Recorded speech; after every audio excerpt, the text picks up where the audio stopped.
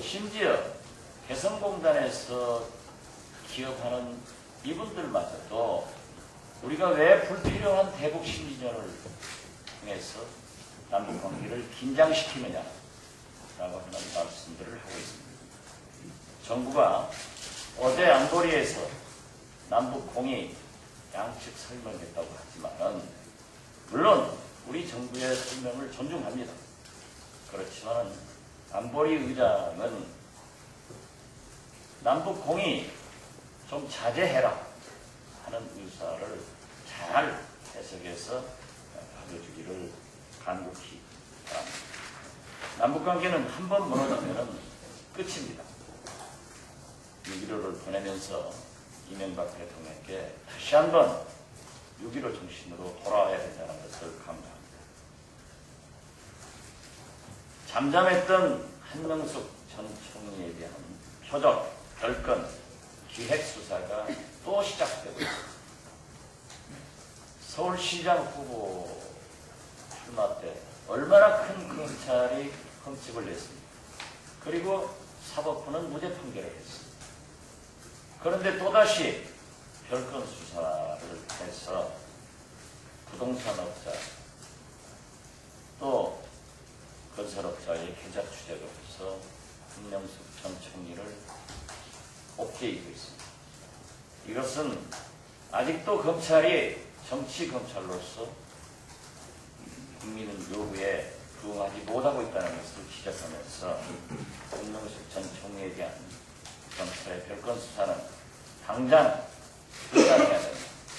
그리고 이를 위해서 우리 민주당은 국회에서 또는 검찰개혁특위에서 강력한 항의 및 개혁의 박차를 가하겠다는 것을 말씀드립니다.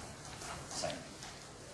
앞에서 그 대표께서 언급하셨지만은 어제가 6.15 공동선언 10주년이었습니다. 저는 10년 전에 김대중 대통령을 모시고 갔던 수행원 중에 한 사람으로서 이날이 다가오면은 10년 전에 그 감격과 감동이 다시 살아나곤 합니다. 그런데 6.15 공동선언 10주년 기념식이 주무부처인 통일부 장관마저도 외면하는 그런 비정상적인 상황을 어제 지켜봐야만 했습니다. 저는 그걸 지켜보면서 6.25로 돌아가려고 하는 것이냐 6.15로 돌아가려고 하는 것이냐. 세월은 소급할 수 없지만 시대 정신은 반복되거나 소급되거나 지속될 수가 있습니다. 6.15 공동선언은 남북관계를 전쟁으로 상징되는 6.25에서 평화와 공존시대로 진전시킨 대전환입니다. 남북의 화해와 통일의 가능성을 높여준 정치적인 기적 같은 성과물입니다. 북한 버릇을 고치겠다는 현 정부의 태도가 천안함 사건으로 더 강경해졌다고 하더라도 통일부의 6.15에 대한 입장은 정말 한심스럽습니다. 통일부는 내일 당장 남북 간에 무슨 일이 일어난다고 할지라도 최후의 순간까지 남북관계를 화해와 평화와 통일의 길로 이끌어야 하는 것이 그 존재 이유입니다.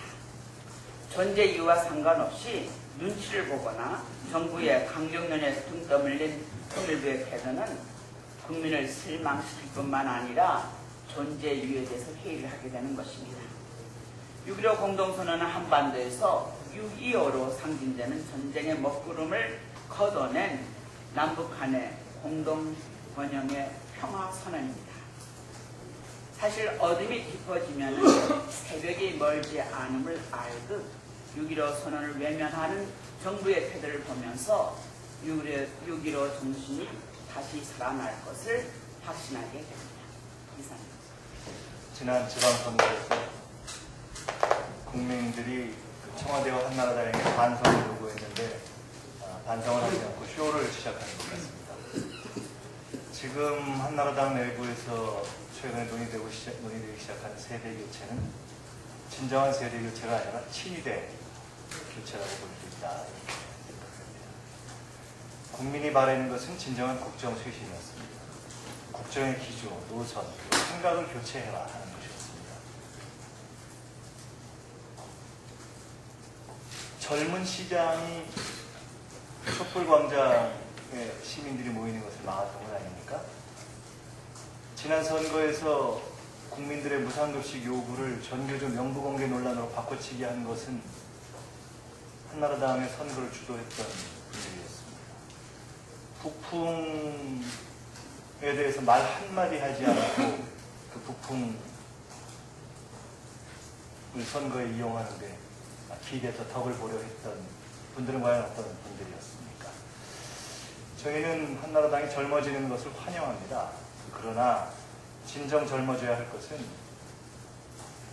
단순한 연령적인 세대가 아니라 4대강, 세종시, 남북관계, 선경제 이런 모든 진정한 국정의 핵심 문제들에 대한 생각이 젊어지고 변하는 것을 요구하는 것입니다. 저희는 세대상으로 봐서 지금 민주당 내에 우리 젊은 세대들의 파트너가 될 수도 있는 그런 한나라당 내의 젊은 세대들이 세대를 떠나서 지금 한나라당의 국정운영 기조에 대해서 진솔한 반성적 성찰을 내놓을 것을 기대합니다. 민심의 요구를 정략으로 대처한다면 다시 실패하지 않겠는가 그렇게 생각합니다. 과거에도 민심의 요구에 부응했던 세대교체는 성공했지만 민심의 요구를 기만하려 했던 친위대 교체, 친위대의 연령이라는 역사적으로 실패해왔다 하는 말씀을 드리고 싶습니다. 선거의 민심은 대통령 혼자만이 국정을 독선적으로 가져가지 말라 하는 것이었습니다. 그리고 그 가운데 가장 핵심적인 것이 4대강 사업을 중단하라는 것이었다고 봅니다.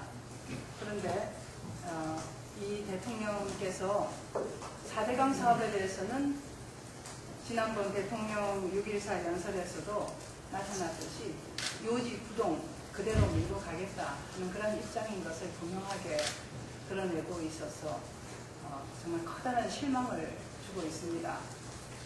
문수선님께서 4대강 사업을 중단하라는 말씀을 남기시고 5월 31일 날 도심 공양하셨고 또 4대강 사업에 대해서 가장 열성적으로 나서서 행동으로 보여주셨던 수경스님께서 모든 직을 다 버리고 지금 참석을 하셨습니다. 그리고 천주교 사제들께서 주교회의 중심으로 해서 지금 4대강 사업에 대한 이것은 생명을 살리는 사업을 해야 되는데 이 금수강산 생명을 죽이는 일이다 하는 입장을 가지고 강경하게 앞으로 이 사업의 중단을 요구하고 나서겠다고 말씀하셨습니다. 그리고 또 야당의 광역단체장 또 기초단체장들이 지금 이 사업에 대해서 중단을 요구하고 있고 해서 앞으로 정부와 갈등이 예상되고 있습니다. 이 죽음과 갈등을 야기하고 있는 4대강 사업에 대해서 이명박 대통령은 이 민심을 정말 겸허하게 수용해야 됩니다. 그리고 한나라당도 정말 민심을 수용하겠다, 쇄신하겠다라고 한다면은 대통령이 아직도 독선적으로 고집하고 있는 이 4대강 사업에 대한 분명한 입장을 밝힐 때만이 국민들 간의 야당과 여당 간의 갈등이 줄어들 수 있을 것이다 하는 말씀 드립니다. 어제는 4대강 사업 중단을 요구하는 종교, 시민사회단체, 학계, 문화예술계, 또 재정당 간의 연습회의를 하고 앞으로 연대 활동을 강화해 나가겠다는 것을 결의를 다짐했습니다. 대통령이 요지부동이기 때문에 다시 이러한 연대가 필요하다는 것을 다짐했고 정세균 대표께서도 수장당할 각오를 하고 대응하겠다 하는 강력한 의지를 보여주셨습니다. 오늘 민주당에서는 앞으로 이 사업을 가장 중요한 사업으로 그리고 민심을 수용하는 가장 중요한 사업으로 대처해 나가겠다 하는 각오를 가지고 있고 이제 앞으로 민주당 특위를 확대 개편해서 민심의 명령을 받들겠다 하는 그러한 의지를 가지고 있다는 말씀 드리고 이 사업을 막는데 최선을 다하겠다는 말씀을 드립니다.